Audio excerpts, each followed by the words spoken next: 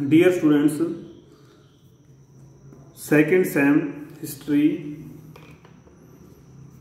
BA second sem history, ये आपका lesson 5 चल रहा है। वीडियो संख्या 2 है।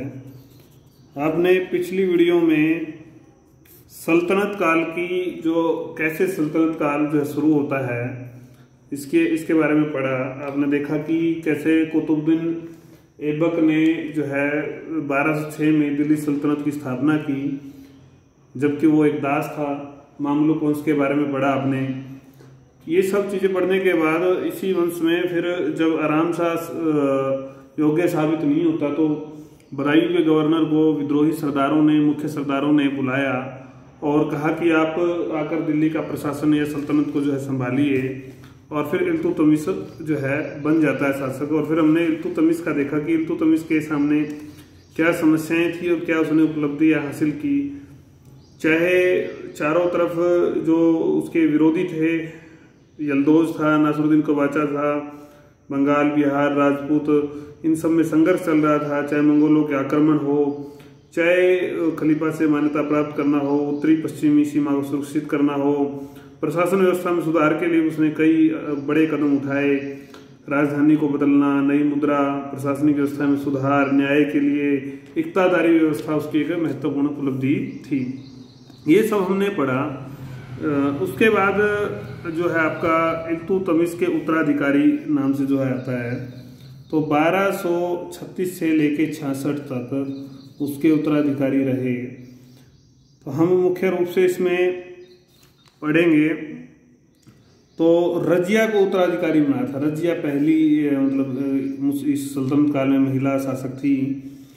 तो लेकिन मृत्यु के बाद अमीर वर्ग जो है इस पक्ष में नहीं था और उन्होंने फिरोज शाह को सुल्तान बनाया। फिरोज शाह नियंत्रित नहीं कर पाया और आखिर में जनता दुखी हो गई। रजिया द्वारा जनता के समक्ष अपने पिता की मांग रखी गई। जनता के सहयोग से रजिया जो है सुल्ताना 1236 में सुल्ताना बनने में सफल हो जाती है। ये बहुत बड़ी ऐतिहासिक घटना थी और उसने 1236 से 1240 तक जो है शासन किया। प्रतिभा थी उसके अंदर, प्रतिभा के कारण से वो यहाँ पर पहुंची थी। समस्याओं का समाधान किया, गरिमा बनाई, समस्याएं का समाधान किया। कई नीतियों द्वारा कई सफलताएं हासिल की, लेकिन यह कहानी लंबा समय नहीं चल पाई। दरबारियों द्वारा षड्यंत्र हो गया। दरबारियों द्वारा षड्यंत्र चल रहे थे।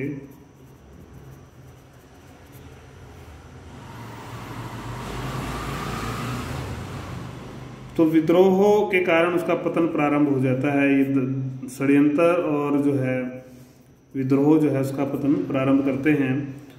कुछ समय तक तो वो नियंत्रण कर पाई, लेकिन उसे बाद में आखिर में दिल्ली से बाहर रहना पड़ा।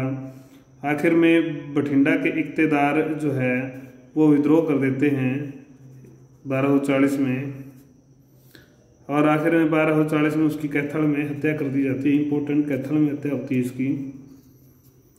इसका पतन विकट परिस्थितियों के कारण नहीं बल्कि अमीरों द्वारा असहयोग के कारण से ज्यादा हुआ, और वो कारण था उनका कि हम एक स्त्री के नीचे काम क्यों करें। मुख्य तो यही था।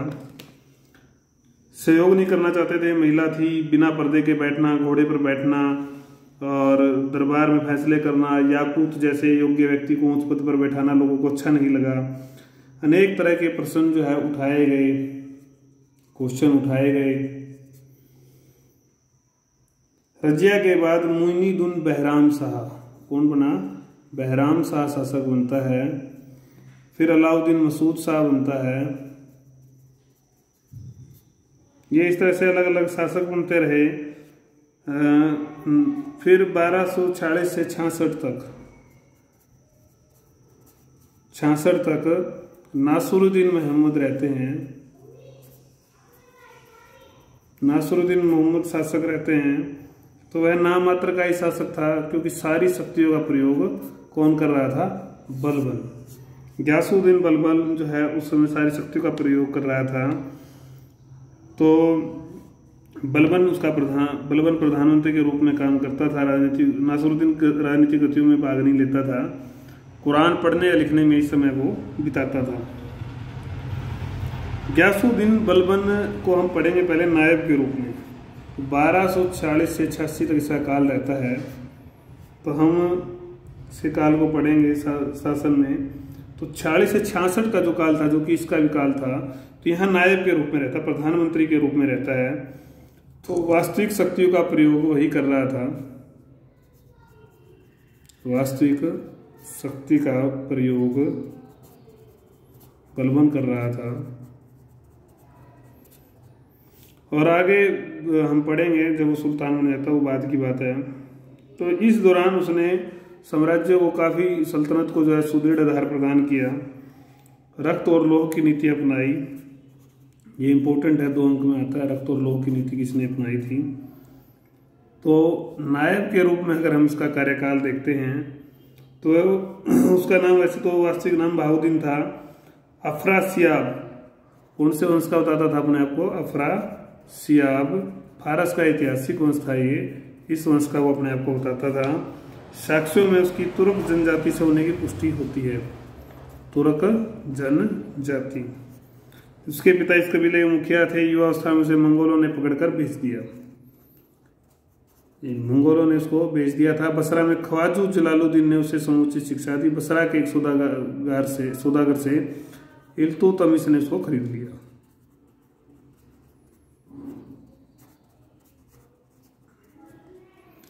इल्तुतमिश ने उसको खरीद लिया था। नए बिक पाने की बताया जाता है कि इल्तुतमिश उसे भद्दी सूरत, छोटे कदे कारण नहीं करना चाहता था। नए बिक जाने की स्थिति में इल्तुतमिश ने प्रश्न किया कि आपने मेरे अतिरिक्त सारे दास खरीदे हैं, किसके लिए? इल्तुतमिश जवाब देता है, मेरे लिए। आगे से बलबन कहता है कि मुझे खुदा के लिए खरीद लो, खुदा के लिए खरीद लो। कैसी स्थिति थी उस समय समाज की। इल्तुतमिश इस वाक्पटुता से खुश हुआ और उसे खरीद लिया जाता है। अपने पूर्ववर्ती योगी शासकों की भांति निजी सेवक के रूप में उसने जीवन आरंभ किया। निजी सेवक था वो। 40 सरदारों का जो संगठन था उसमें आ गया धीरे धीरे।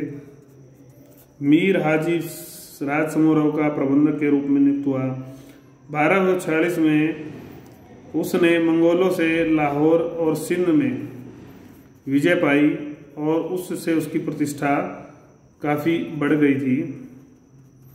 साथ ही उसने अपनी पुत्री का विवाह सुल्तान से कर दिया और आखिर में वो नायब पद तक पहुंच गया और सेवा और प्रशासन पर उसने पूर्ण नियंत्रण स्थापित कर लिया। उसे उलुग खां, इंपॉर्टेंट, उलुग खां की उपाधि से सम्मानित किया गया। तो अब जब हम इसके नायब के रूप में काल को देखते हैं, थोड़ा और विस्तार से देखेंगे। प्रतिद्वंदी अमीरों से संघर्ष। तो अमीर जो थे जब ये 40 में आया तो ईर्ष्या करने लगे थे इससे।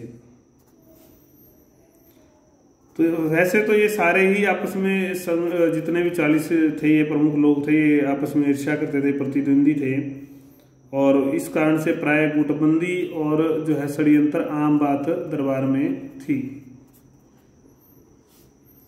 तो शासक को भड़काया गया आखिर में इस बलबन के बारे में और आखिर में उसको हटाकर जो है नागौर भेज दिया जाता है इस भड़काने के कारण से।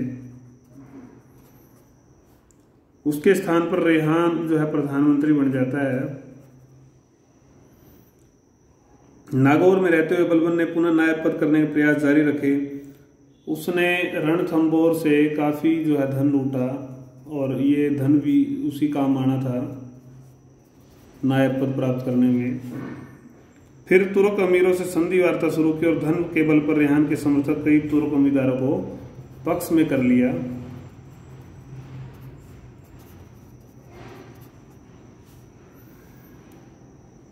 और झुकते हुए शक्ति के सामने उन्हें नायाब जो है सुल्तान को उसको बनाना पड़ा। रेहान को आखिर में पराजित कर दिया जाता है और मार डाला। पुनः नायब बनते ही उसने विरोधियों को कुचलना शुरू कर दिया। मुख्य विरोधी जो है कुतलुक खां, कुतलुग खां के विरुद्ध सेना भेजी और इस तरह से उसने धीरे धीरे अपने सारे प्रतिद्वंदियों को कमज़ोर कर दिया। तो ये प्रतिद्वंदी अमीरों से संघर्ष की कहानी हमने पढ़ी। फिर आता है मेवातियों का दमन। दिल्ली क्षेत्र के आसपास, मेवात का इलाका आपको पता है दिल्ली क्षेत्र के आसपास है। तो ये सम्राट सुल्तान के लिए, दिल्ली सल्तनत के लिए चुनौती थे। सेना से भी ये लोग इतने खूंखार थे, सेना से भी लूटपाट करने से नहीं हिचकिचाते थे। 1248 में दमन इनका पहली बार किया गया, 1248 में, और 59 में फिर जो है कठोर नीति से समाप्त कर दिया गया इनको। फिर आता है विद्रोही राजपूत, राजाओं व जमींदारों के विरुद्ध कार्रवाई।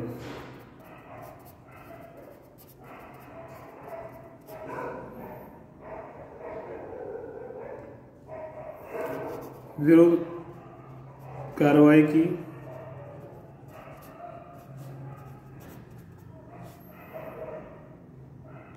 लूटपाट की। लूटपाट से जो है इन इलाकों में उसकी स्थिति धन की दृष्टि से और प्रशासन की दृष्टि से सुदृढ़ हुई। राजस्थान के साथ साथ ग्वालियर, चंदेरी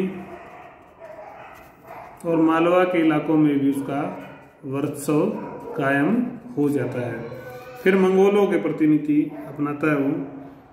सल्तनत को उत्तर पश्चिमी सीमा जो है हम पहले पढ़ के आए थे, जिस सीमा को इल्तुतमिश ने सुरक्षित किया था, तो इस सीमा से ज्यादा खतरा रहता था,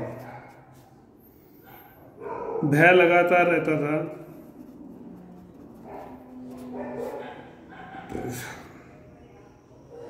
तो इस समस्या के प्रति उसने गंभीर रूप और सजग रूप अपनाया। दुर्गों की मरम्मत कराई, किलों की।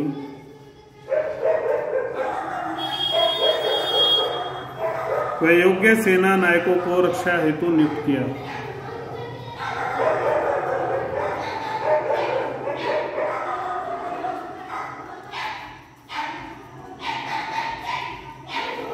तो ये मंगोलों के प्रति इसकी सतर्कता की नीति थी। इस प्रकार हम कह सकते हैं कि बलबन ने प्रधानमंत्री के रूप में कई सफलताएं हासिल की। पीएम के रूप में कई सफलताएं उसने हासिल की, जो सब हम ऊपर पढ़ के आए। समस्याएं पूरी तरह से तो नहीं निपटी,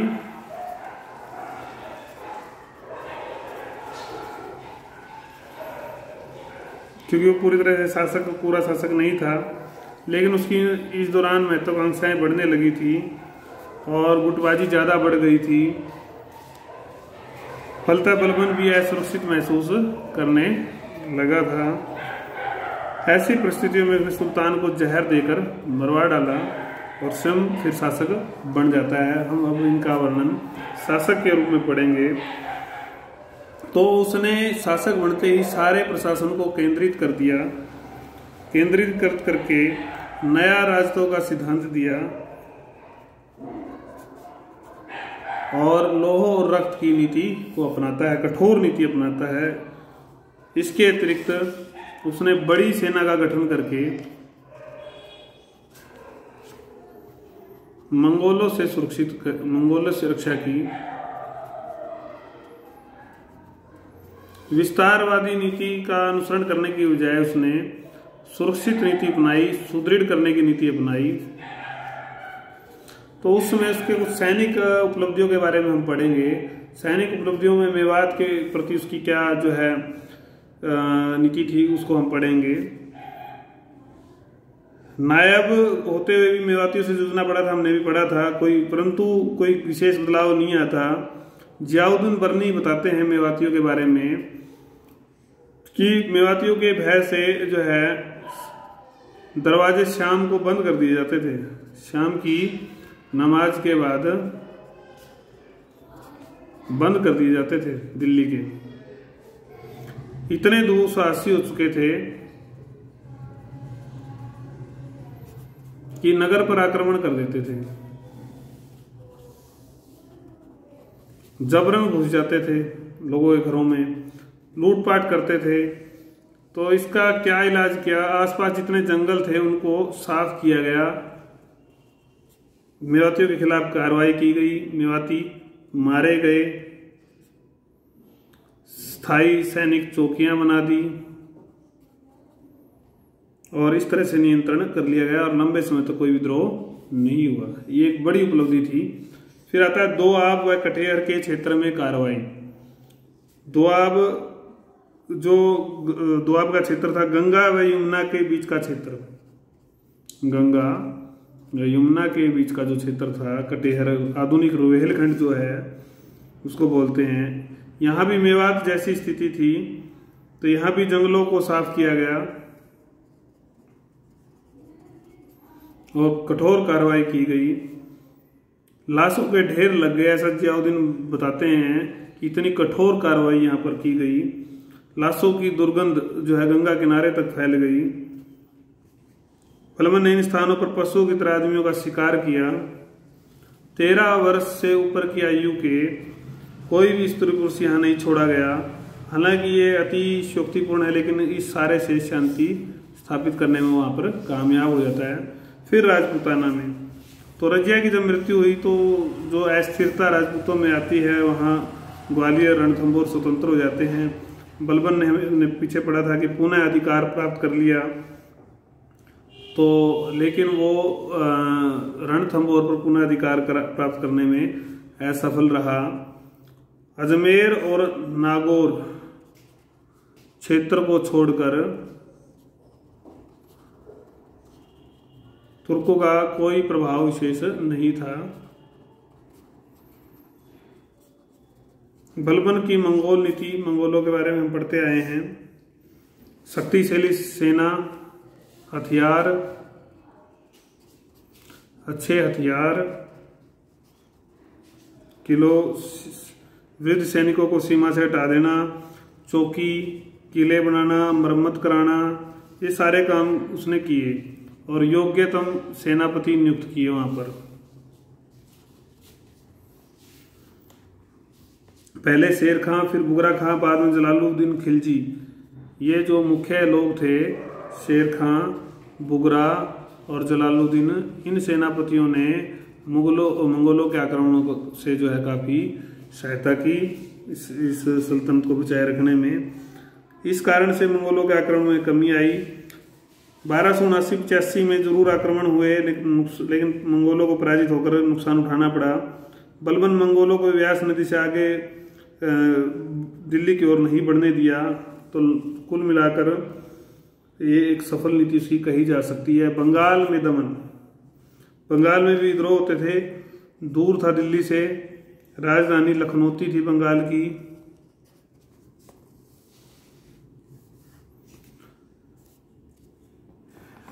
जिस किसी तुर्क सरदार को लखनौती का हाकिम बनाकर भेजा जाता, वह मौका पाकर स्वतंत्र हो जाता।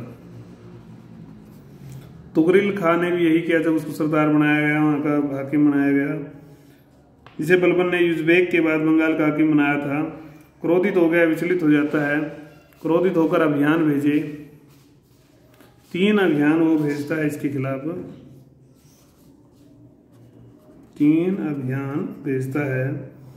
तो पहला जो है, फर्स्ट जो है, अवध का जो हाकिम था अमीर खान, अमीर खान के नेतृत्व में भेजा जाता है। उसे तुगरिल खान ने हरा दिया। अमीर खान के बहुत से सैनिक धन के लालच में तुगरिल खान से जा मिले, तो बलबन ने उसकी गर्दन कटवा दी। गर्दन कटवा कर प्रदर्शित किया उस शव को कि ऐसे कायर लोग नहीं चाहिए। फिर उसने बहादुर नामक एक सेना नायक को भेजा, दूसरा जो अभियान, वह भी पराजित हुआ। उसके सैनिक भी तुगरिल खान के पास चले गए। तीसरा 2 अभियानों की बात स्वयं नेतृत्व करता है। 2 वर्ष उसको लगे, दूर दूर इलाकों में छिपता रहा तुगरिल खान, खत्म करके ही आखिर में उसको छोड़ा। उसके समर्थकों को कठोर दंड दिए गए। बर्नी लिखता है कि ऐसा दंड दिया गया कि इसके बारे में हिंदुस्तान में कभी न तो किसी को सुना था न पढ़ा था। लखनौती की सड़कों पर दोनों ओर लाशों को टांग दिया गया। दोनों ओर लाशों को टांग दिया गया। ऐसे दृश्यों को देखकर लोग आतंक व घृणा के शिकार हुए, मूर्छित हो गए। बलबन ने अपने बेटा बुगरा खां को बंगाल का सूबेदार बनाया और विद्रोह न करने की चेतावनी दी, परंतु हम देखते हैं कि बलबन की मृत्यु के बाद उसने भी स्वयं को स्वतंत्र घोषित कर दिया और 40 साल तक बुगरा खां ने भी वहां पर शासन किया। ये बंगाल का एक भविष्य ऐसे ही रहता था। तो अगली वीडियो में हम पढ़ेंगे केंद्रीय सत्ता का सुदृढ़ीकरण, राजतंत्र का सिद्धांत।